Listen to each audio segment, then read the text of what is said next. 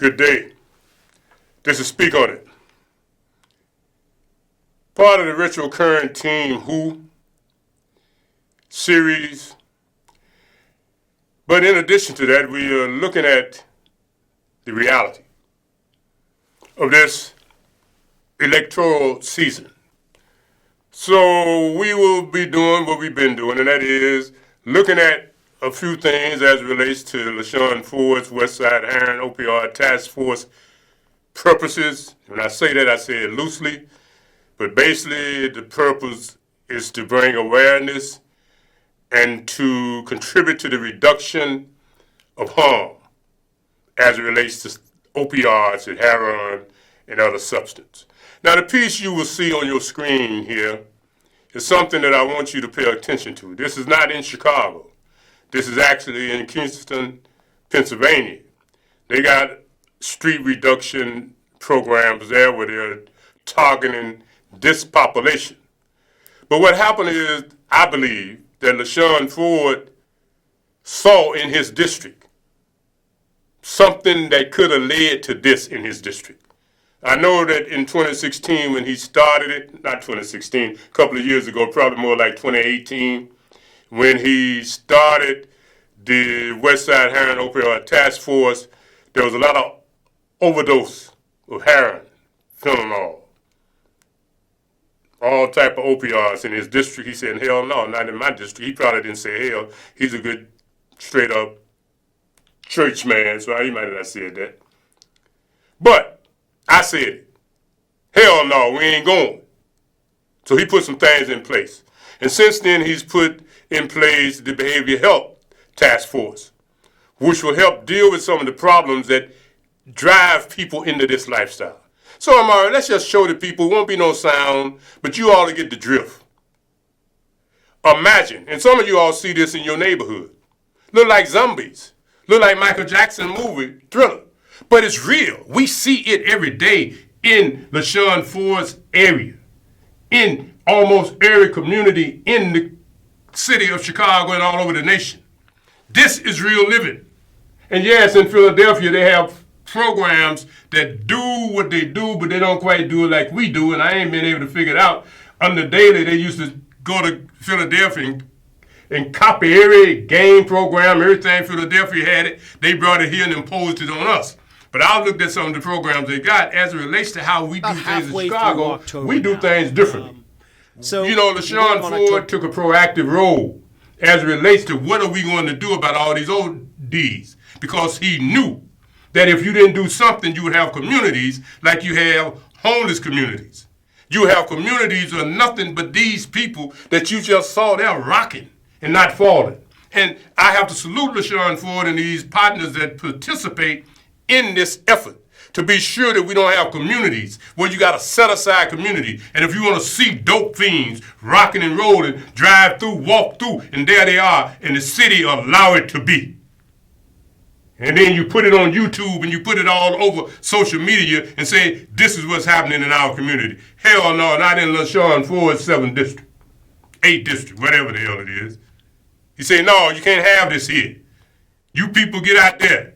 So when he called some of us together, he said, look here, we want you to use whatever you're doing to bring awareness of this situation of overdoses in my district and in Chicago.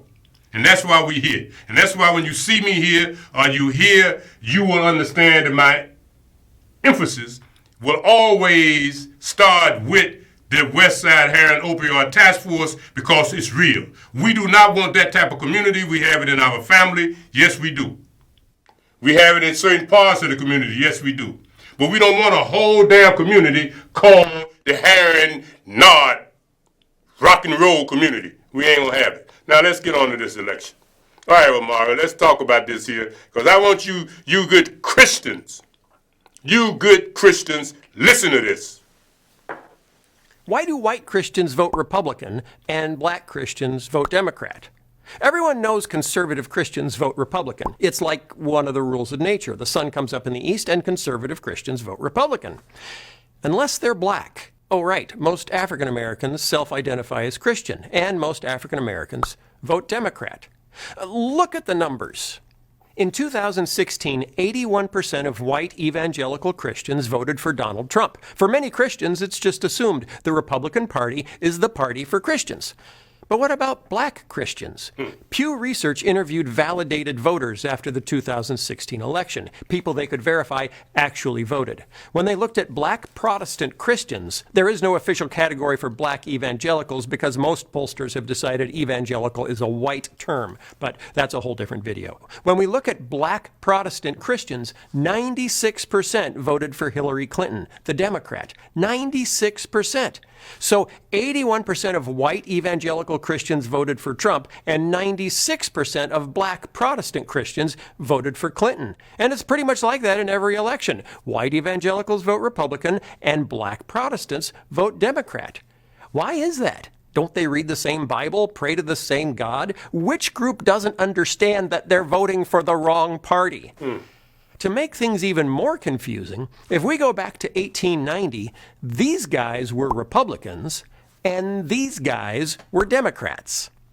What happened? How did we end up where we are today? Well, let's go back and find out. In 1870, the 15th Amendment gave African American men the right to vote. Since they had this guy to thank for it, and the brand new Republican Party, and since most Southern slave owners at the time were Democrats, almost all African Americans voted Republican. In fact, the first 23 black congressmen were all Republicans. Not all Southern Democrats were these guys, but enough of them were that newly enfranchised African Americans were not likely to vote Democrat anytime soon. Most Southern Democrats considered themselves conservatives. That sounds weird to hear. Everyone knows Republicans are conservative and Democrats are liberal. But the two parties didn't shake out so clearly on conservative and liberal until the 1970s and 80s. Conservative Southern Democrats look back in history to happier days, the glory days of the South before Abe Lincoln and those darn Yankees messed up everything. Those darn Yankees. I think that's a Disney film. But Honest Abe didn't last forever, as you may have heard, and things got messy for black Americans pretty quick. Republican presidents kept federal troops in the South to ensure African Americans could vote.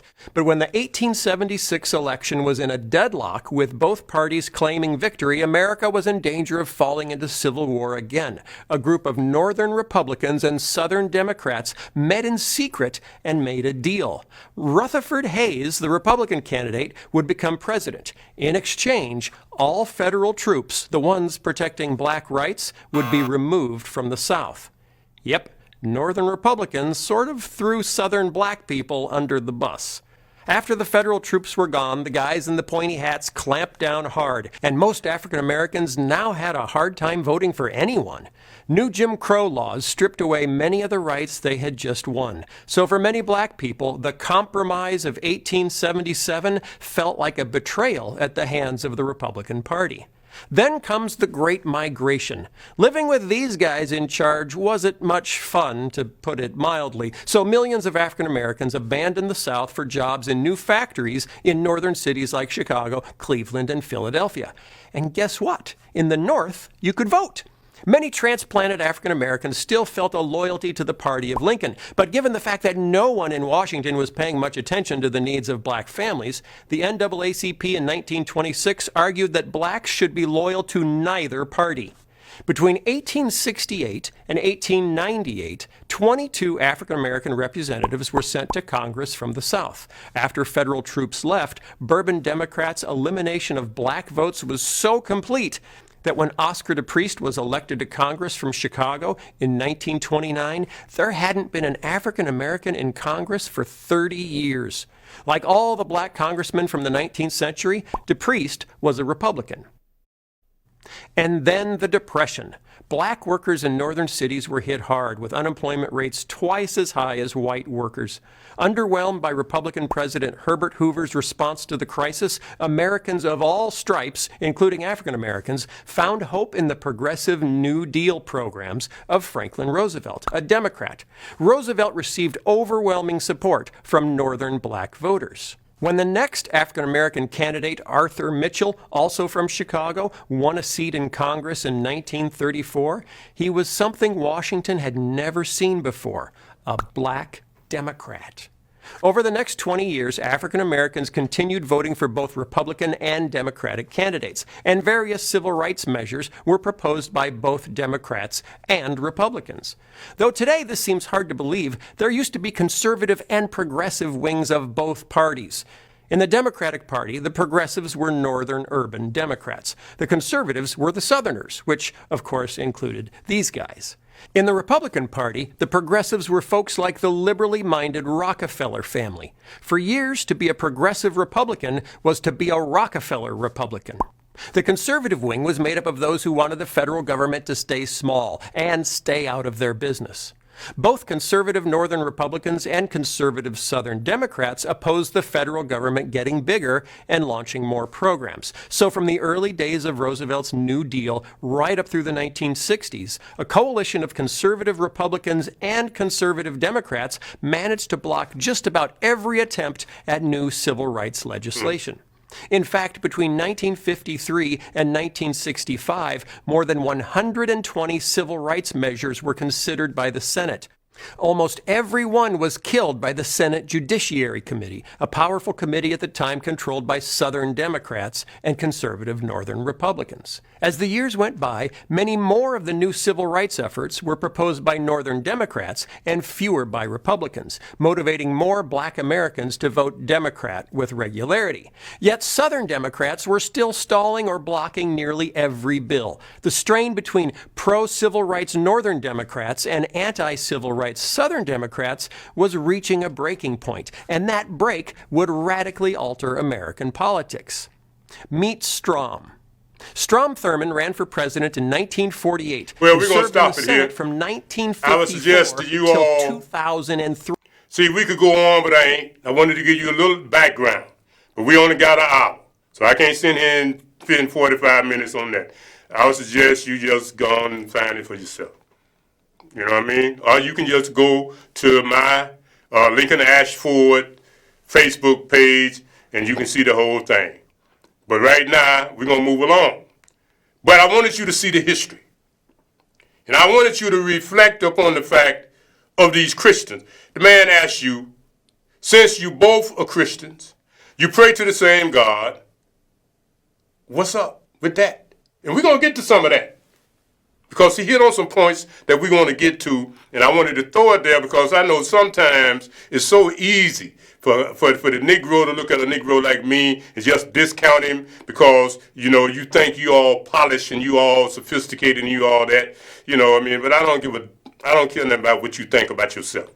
I wanted you to have a little history that didn't come from me so you can say that it was fake news. You heard it from that white man who do research. That white man had no horse in this race. But he was telling you something that you need to know. You keep acting like the Republican is your enemy. But your real enemy is this brain dead ass, dude that's running for president that you finna go for. Now, we finna look at some pictures here. There's this young man, Ice Cube. Yeah, Ice Cube was one of them peoples in the day with that NWA, and they came up with this whole new generation of new culture of, I don't know what you call it, hip-hop, rap, or whatever. And now, you know, he's outstanding celebrity, make movies and everything. But he approached, I guess, the Republicans and the Democrat about what's in it for black people. And I'm using that from Mays Jackson, what's in it for black people. I want to acknowledge that. But it's great. Really, what is in it, Democrats, for black people? Let's look at what this woman, I'm going to play this every week. This woman, what's her name? Harris, that's running with this Ku Klux Klan man, which is a greater Ku Klux Klan than Trump, in my opinion. Although Trump daddy might have been a Ku Klux Klan, Trump might be a Ku Klux Klan, but he ain't no deeper Ku Klux Klan than what's his name? Biden. And we're going to show you something in a minute that you will see where he was a mentee. So don't be getting your dandruff all up, talking about why I'm dumping on the Democrats, because I'm going to make an announcement today, because I've had a rude reawakening. I was going along with some foolishness. The least of two evils. I can't or this, I can't reparations that. for black people. Damn, y'all. Y'all don't determine who in the hell I'm going to vote Listen, for. All right, come on with again, this, brother. we had over 200 years of slavery. We had Jim Crow for almost a century. We had legalized discrimination and segregation, and now we have segregation and discrimination that is not legal but still exists and is a barrier to progress. We have disparities around housing. We have disparities around education. We have disparities around income. And we have to recognize that everybody did not start out on an equal footing in this country. And in particular, black people have not. And so we have got to recognize that and do something about that and give folks a lift up. That's why, for example, I'm proposing the LIFT Act. Give people who are making $100,000 or less as a family a tax credit, which will benefit and uplift 60% of black families who are in poverty. So by default, it affects black families, but there's not a particular policy for African Americans that you would explore. But no, if you look at the reality of who will benefit from certain policies, when you take into account that they're not starting at the same place and they're not starting on equal footing, it will directly benefit black children, black families, black homeowners, because the disparities are so significant. So if we focus on the specific issues that have resulted in the greatest disparities, and we understand that that's part of why we're doing it. Listen, the reality also is this: any policy that will benefit black people will benefit all of society. Let's be clear about that. Let's really be clear about that. So I'm not going to sit here and say I'm going to do something that's only going to benefit black people. No, because whatever benefits that black family will benefit that community and society as a whole in the country. Right? No, hell no, it ain't right. Don't sit here with your bubblegum neck, right? No, it ain't right. Now, brother, find the one with this dude, Biden, response on reparation. Now, while he getting that, yeah, come on with it, Omar. Omar, right on time today. Yes, sir. Comes to you that you are satisfied with, would you then say, I'm for reparations? The answer is it would depend on what it was and will it include Native Americans as well. I'm not sure what Native Americans has to do with reparations for slavery, and I'm not even going to waste time pontificating over how ridiculous that statement was, because it gets worse.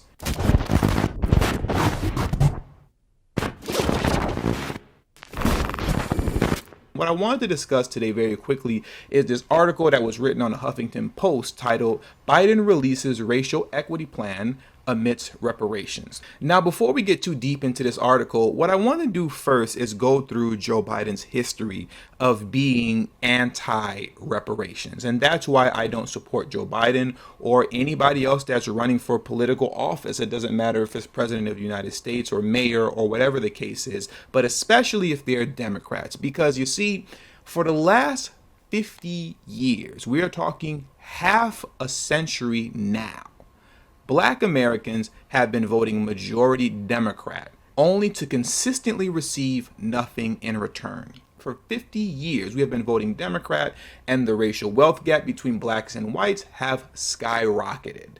For 50 years, you've been voting for Democrats, and your prison population has skyrocketed. So you're going to have to explain to me why things are going to be different this time with Joe Biden. If you're not backing reparations or any specific tangibles for the descendants of American slavery to address their issues, I need you to explain to me why things are going to be different now.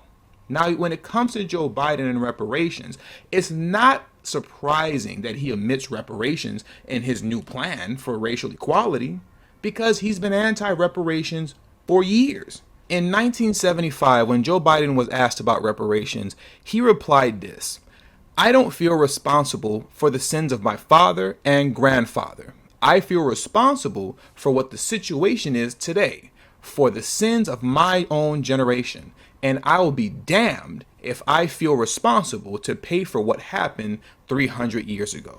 Now, never mind the fact that the sins of his generation is Jim Crow. Joe Biden was born in 1942. Jim Crow lasted from 1865 to 1965. By the time Jim Crow ended, Joe Biden was somewhere in his early to mid 20s. So when we're talking about the sins of his generation, the sins of his generation would be reparations for 100 years of strategic, state-sanctioned political and economic violence towards the descendants of American slavery. Not people of color, not minorities and marginalized groups, not black and brown. That was 100 years of state-sanctioned political and economic violence that was virtually exclusive to the descendants of American slavery. So if there were reparations to be paid out by way of his generation, it would be for that. But we're not even going to go there right now. Because just very quickly as it pertains to this statement and this large 300-year number that he wants to throw out there, mind you, this statement that he made was in 1975.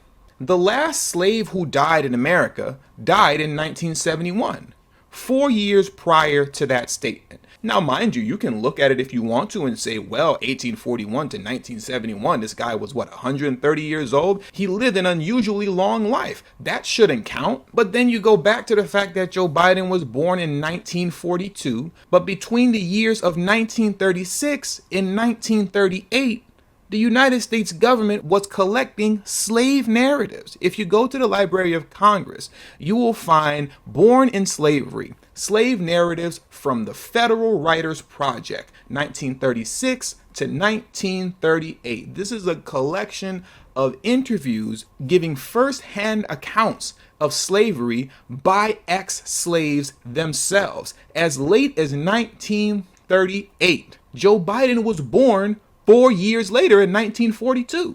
So 4 years prior to Joe Biden's birth, the United States government was sitting here interviewing former slaves.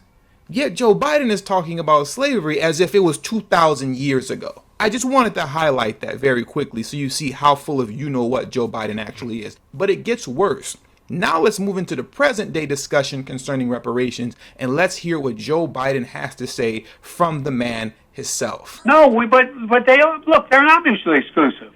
But I can't believe that whatever it is, the African American community would not support what I'm talking about. In addition to, I don't think we have to. Let me ask you this then. Let me ask you this so we can move on because we've got to get some phone calls in as well. But let me ask you this then. If in fact a calculation comes to you that you are satisfied with, would you then say, I'm for reparations?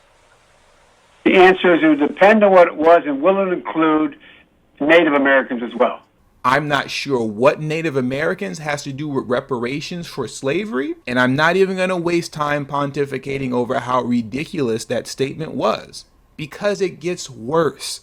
Vice President Biden, do you support reparations? Look, let me, since I haven't spoken on this, got a chance. Number one, the reason we're the country we are is because of immigration. We've been able to cherry pick the best from every single continent.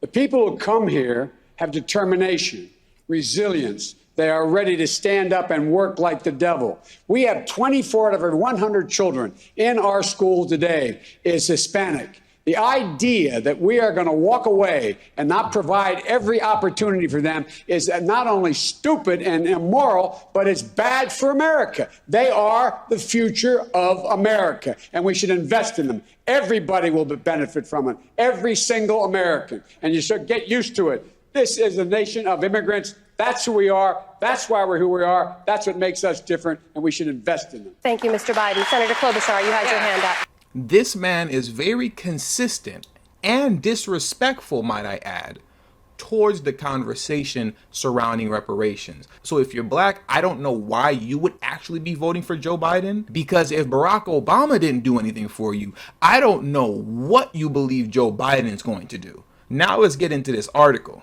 The Biden plan to build back better by advancing racial equity across the American economy is full of technocratic proposals like tax credits, public-private partnerships, and low-interest loan programs that would indirectly benefit black people. It's short on ideas for more direct assistance, like compensation for slavery and the discriminatory policies that created persistent racial disparities in unemployment, criminal justice, and overall wealth. For years, congressional Democrats have proposed appointing a special commission to study the feasibility of paying reparations, but the proposal has never moved off the back burner. The vice president doesn't have a problem with the study, but he believes there are things we can do right now that we don't have to wait on a study to tell us that it will change the lives of black and brown people in America, a senior Biden campaign official said Tuesday on a conference call with reporters. I'm not sure what Brown has to do with the conversation circling reparations, but as you see, this is a common theme, not just with Joe Biden, but with all politicians at large. This refusal to address Black Americans directly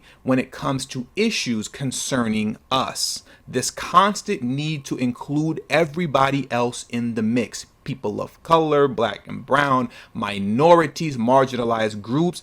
It is a very strategic tactic by politicians to consistently dilute your issues by way of putting other people into it, therefore diluting the solution. To which you get programs like affirmative action, where white women were the number one beneficiaries of this program, despite the fact that it was built off of the back of black pain, black struggle, and injustice towards black Americans. Now let's continue on. If there has ever been a good time to talk about reparations, it's now. The police killing of George Floyd in Minneapolis promoted a global surge of Black Lives Matter protests, and polls show that voters increasingly recognize that black and brown people suffer from discrimination. Once again, this is supposed to be an article and conversation about the fact that reparations was omitted from Joe Biden's equality plan, but somehow in the discussion about reparations, we're talking about black and brown.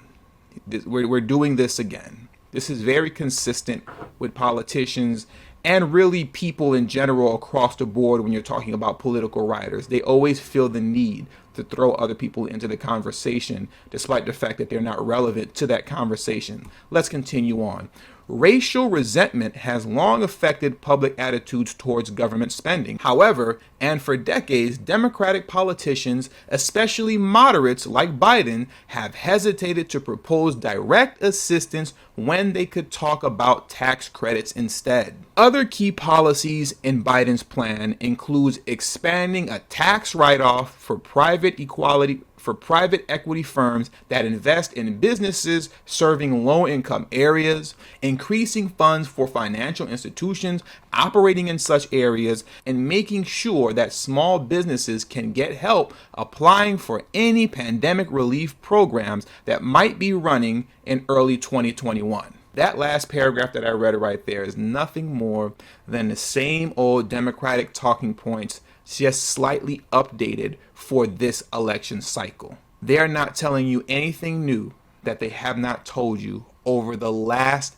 half of a century. Yet you consistently vote for these people every election cycle, getting nothing in return. And with that being said, I'm going to close this one out. So please make sure you hit that subscribe button as well as the bell notification next to the subscribe button. Social media links will be.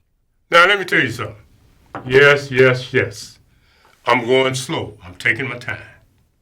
See, that's the beauty about CAN TV. CAN TV, particularly Hotline 21, is the opportunity to get information out. And you don't have to get information out superficially. You can actually take your time, and if you're a person like me, shut up and let somebody else give the public some information that you know they ain't got. I know daggone well you didn't know all of that. And I just hope enough of you all are looking at these shows that Brother Hamari and I in CAN TV have been bringing forth during this election series. It ain't just about me sitting here. I ain't looking for no damn recognition. This ain't got nothing to do with that. I want you to be clear. Not that it matters, but I want you to be clear. You don't have to keep being just part of the herd. face it. What you're about to do ain't good. I'm telling you. It ain't good. You got to think. You got to have information. A lot of what that man said, you heard me say over and over.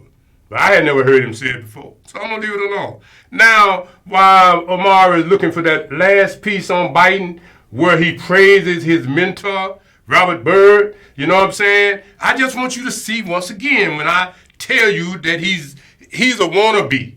He's up there in Delaware. Trump was up there in New York. But Trump did, it was a Klan, they say, so all of them is. But this boy, Biden, when he called Jesse Jackson a boy, what did he know about that? But he imagined in his mind, because his heroes was them Southerners from down south. He could see himself sitting on a mule with a chunk of tobacco in his jaw, with a whip in his arm, overseeing niggas picking cotton. So that's how he saw you. That's how he feel for you. And now let the people hear what he say he is to his mentor.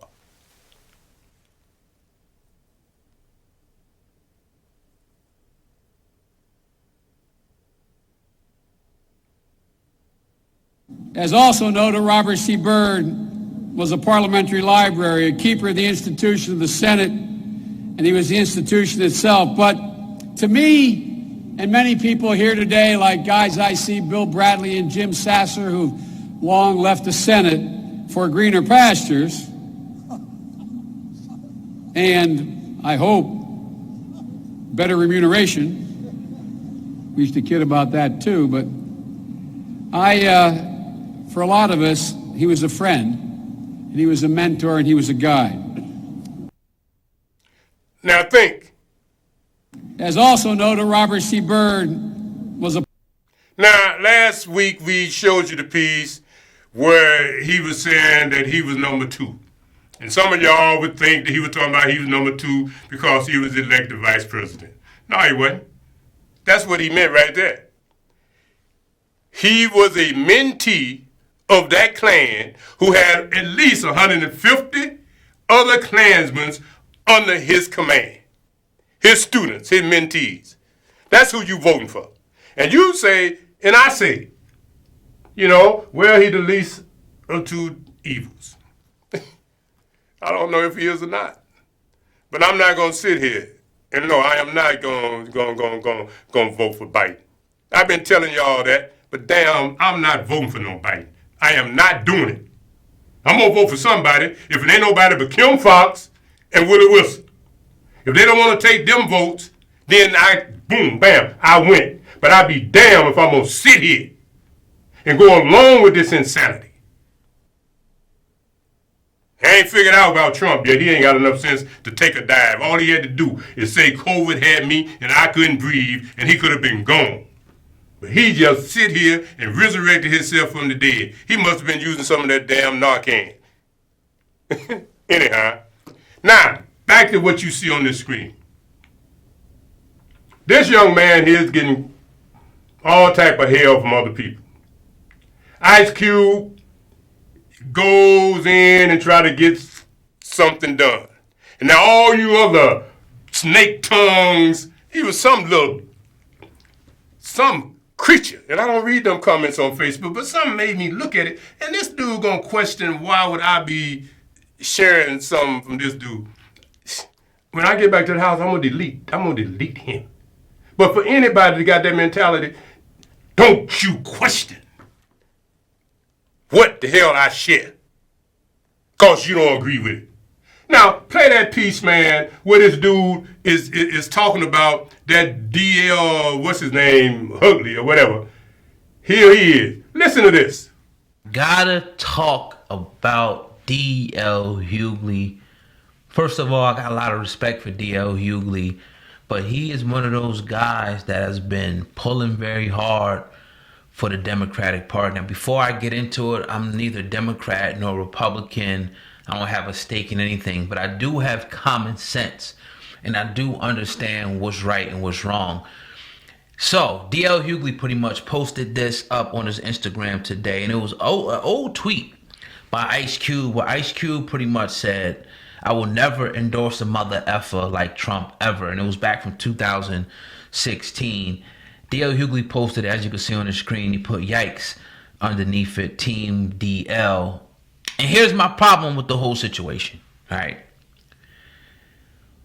We totally ignore these people that are going hard for Biden, the Democratic Party and whatever. We totally ignore the fact that Ice Cube came with the actionable plan. I don't see none of these other people with the actionable plan that's doing the rap commercials, that's doing the little, go out and vote, make your vote clear. This is brought to you by the Biden-Kamala Harris campaign.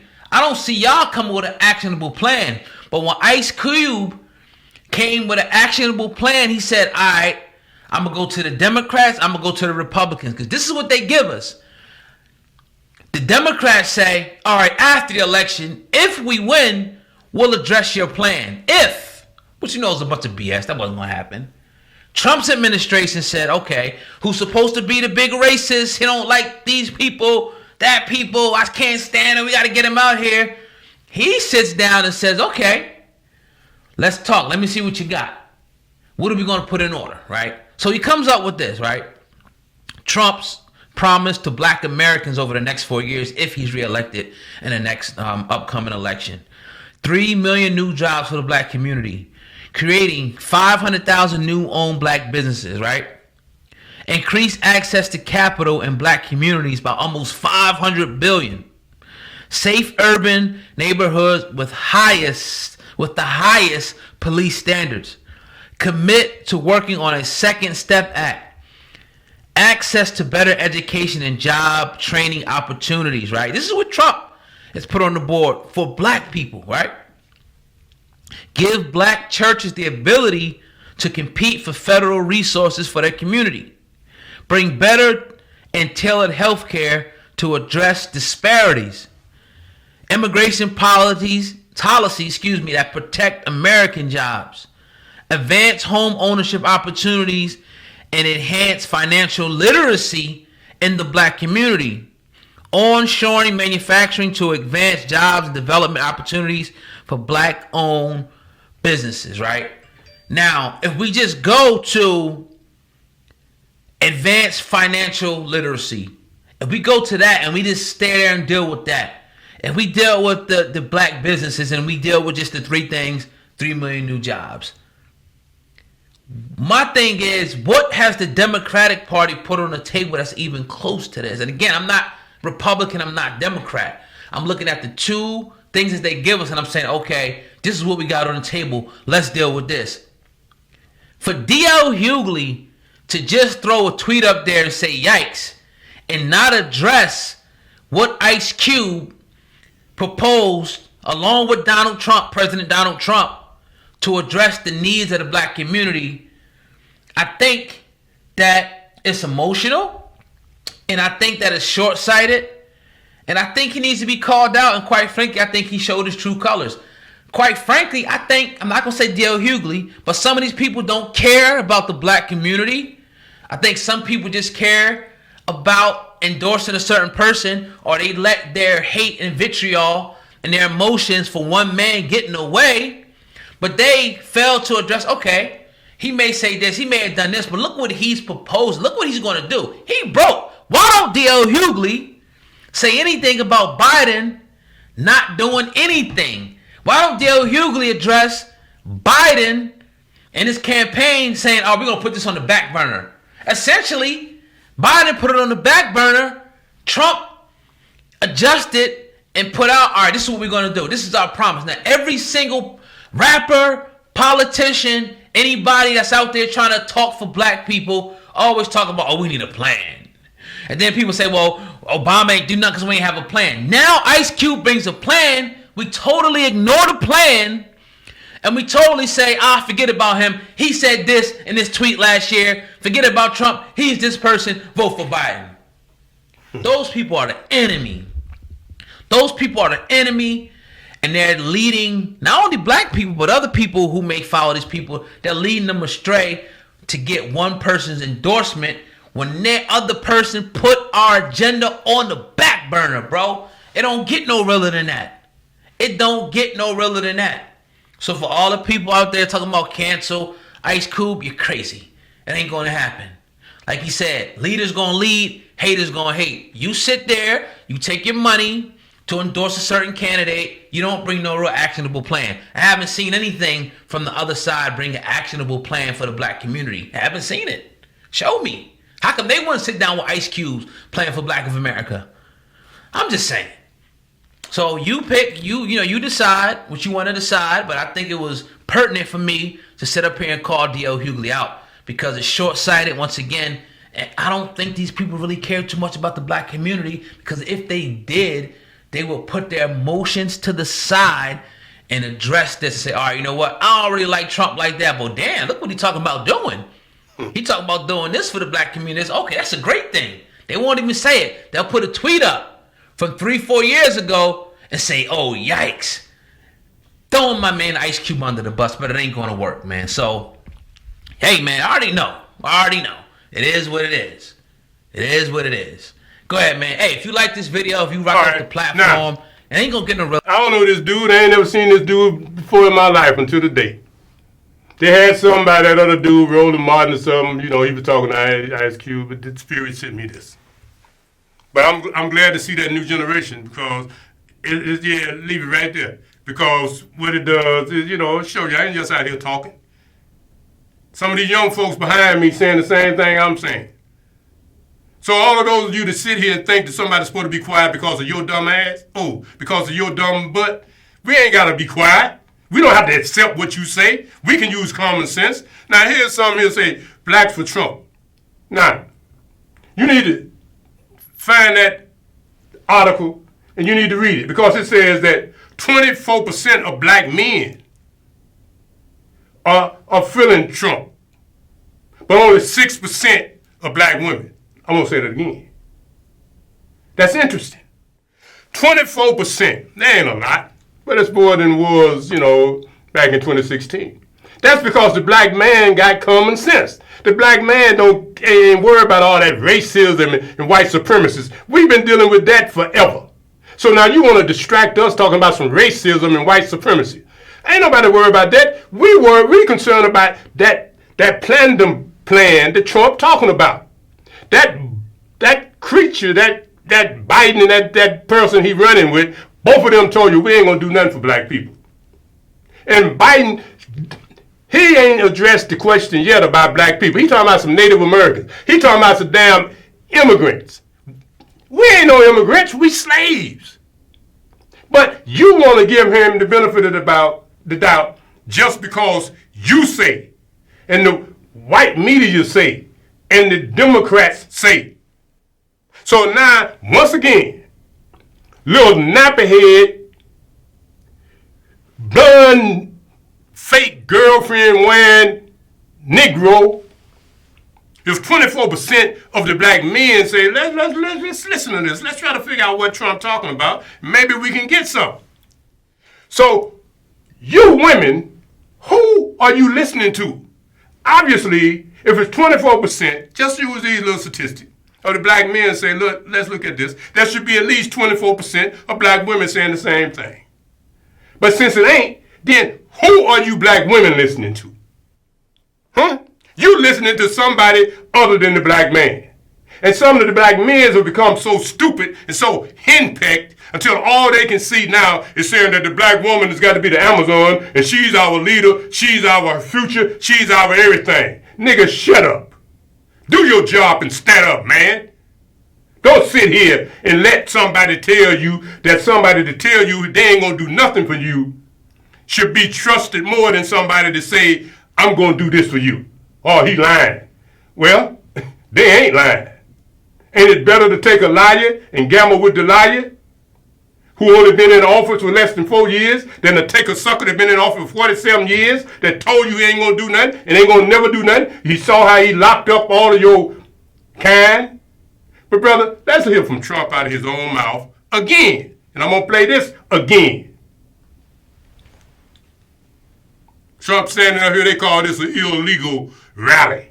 Trump at the White House, and he talking about black folks, and they back there in a meeting with Trump, and now the media and all you old And all you Negroes, man. Y'all hating Trump because he's standing on the balcony with some Negroes back there like white folk, and he's saying, I'm going to do this for y'all, and y'all talking about hating on it. Go the hell on, man. When he find this piece, I want y'all to hear that because we don't have but one or two more little things we're going to play. Georgia's 5th District. And people ask me all the time, they say, why are you running for Congress? And I say, well, for me, it's not about politics. It's personal. At the age of 5 years old, I was sexually assaulted. By the time I was 14 years old, I was pregnant and gave birth to my first child. And by the time I was 27 years old, I found myself in this state, in Georgia, chained to a bed at Pulaski State Prison, giving birth to my daughter for a nonviolent crime. Fast forward to today.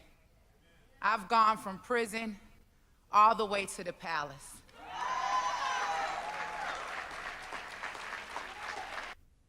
To be back in the heart of Georgia with the truly incredible organization, Black Voices for Trump, and we appreciate it. In 39 days, we're going to win 4 more years in the White House.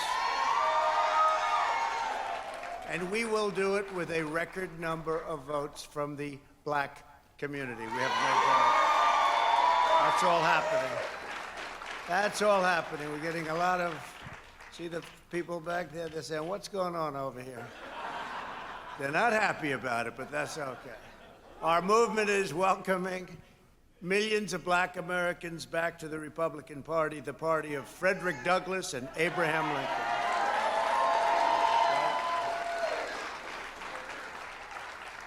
When I ran for president 4 years ago, I looked at the dismal and shameful record of the Democrat Party and asked Black Americans, what the hell do you have to lose, right? And they all said, you shouldn't use the word hell, but I said, it's just more descriptive. Doesn't work as well without it. Today I want to share what you have to gain from voting Republican on November 3rd. Will be the biggest election of our lives. For decades, Democrat politicians like Joe Biden have taken Black voters for granted. They made you big promises before every election, and then the moment they got to Washington, they abandoned you and they sold you out.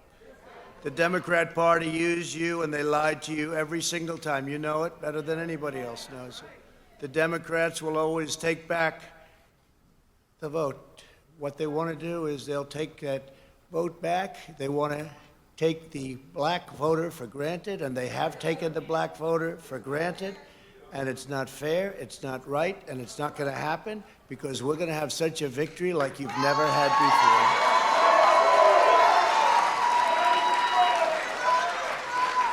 before. In 2016, thank you.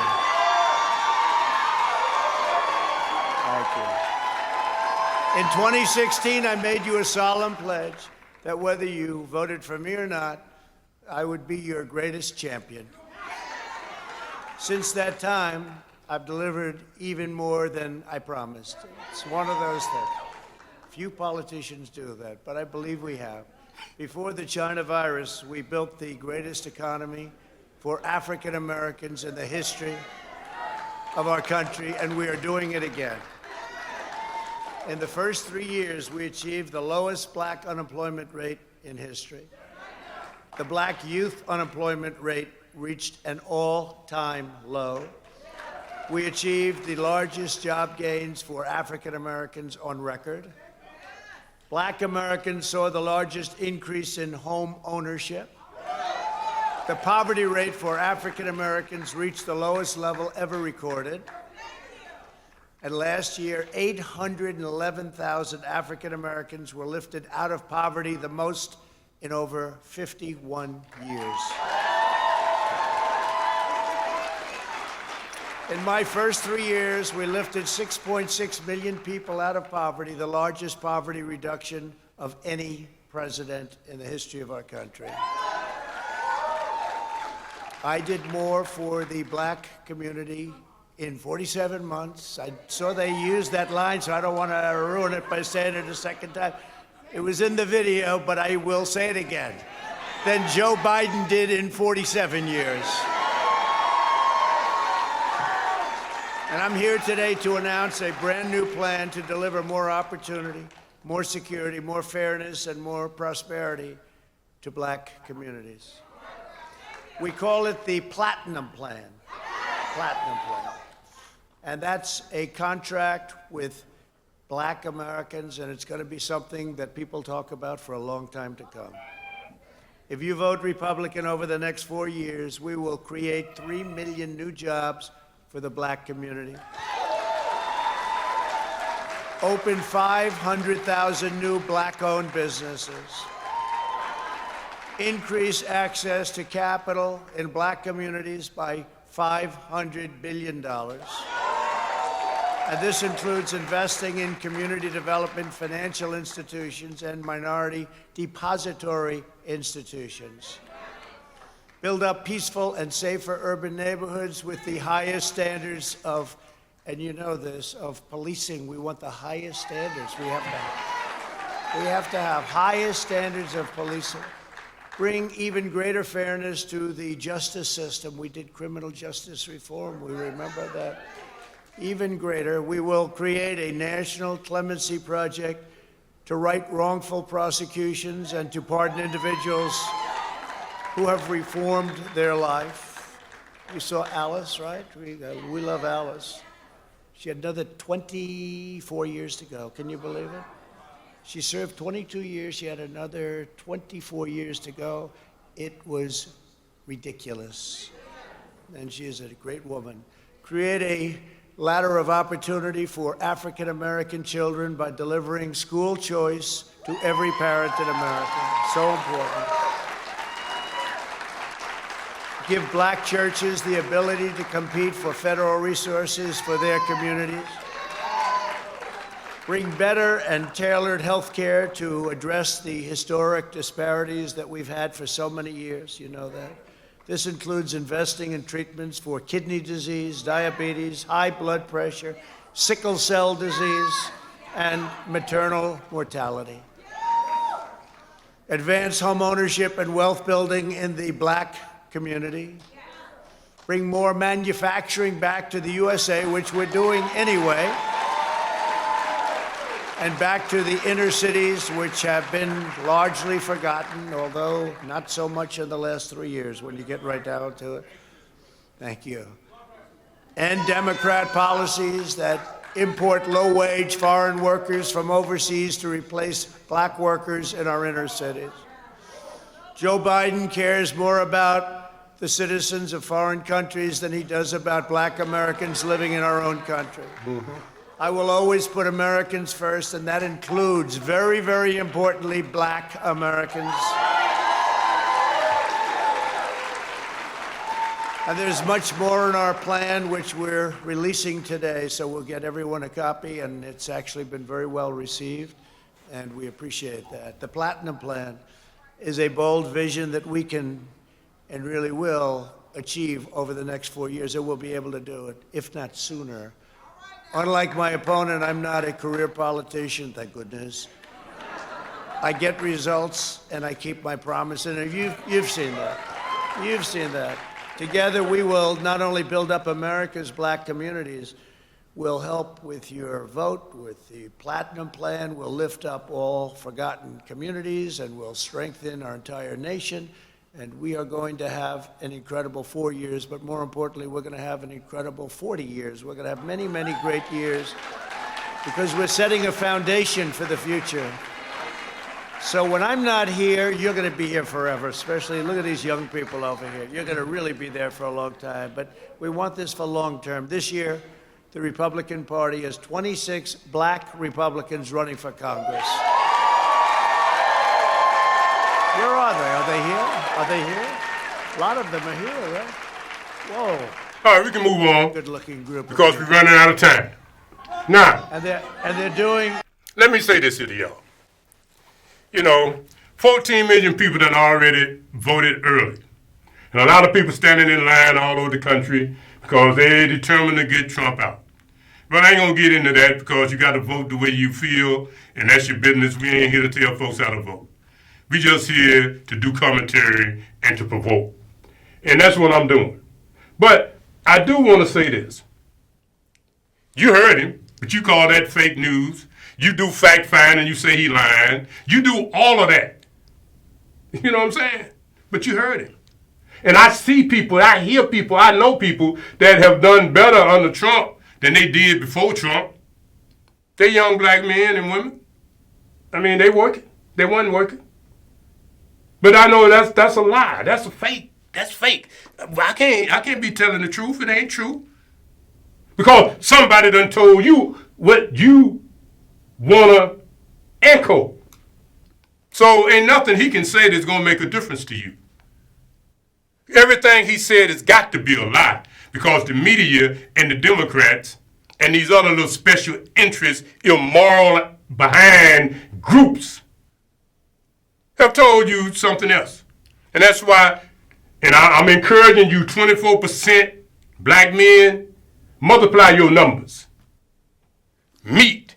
They mad at Ice Cube. He did something tangible. He sit down with both. He went to this man, and this is what he came up with. Not just Ice Cube, but I'm just saying. You hated this boy, Keon West, what in the hell his name is. You hated him because you hate everything that's related to Trump. I don't know Trump. Trump don't know me. Trump don't give a damn about me, and I really don't give a care about Trump. I was, like I said before, I was hoping Trump just said, I can't breathe, and laid in the bed and got a ventilator. And as soon as the election was over, got up and went on. But he couldn't even wait to do that. He went on and took that damn cocktail, and now he back in the race. We don't know what's going to happen, but they better get some of that cocktail for Biden because I'm telling you, he walking around looking like the living dead, sounding like the living dead. So y'all really think that white folks is ready to have another dark-skinned person in the White House? Maybe, maybe not. But don't y'all write Trump off. If you truly don't want Trump to win, you better be on your busy. But if those of you that want him to win, black man, be on your business too. You don't have to apologize. You don't have to explain to another creature who you gonna vote for and why. You heard what the man said. If he lying, he lying. You heard what the other one said. He telling the truth. His truth is worse than this man's lie. So how are you going to accept another sucker's lying reality, which don't benefit you, which is really the truth of his heart and his action? And here's a man that tell you he going to look out for you, and you say he lying. Well, maybe he is. But there's better hope in that lie than those that told you I ain't doing nothing for you no how. All right, until next week, we out. Alafia. Peace and good health.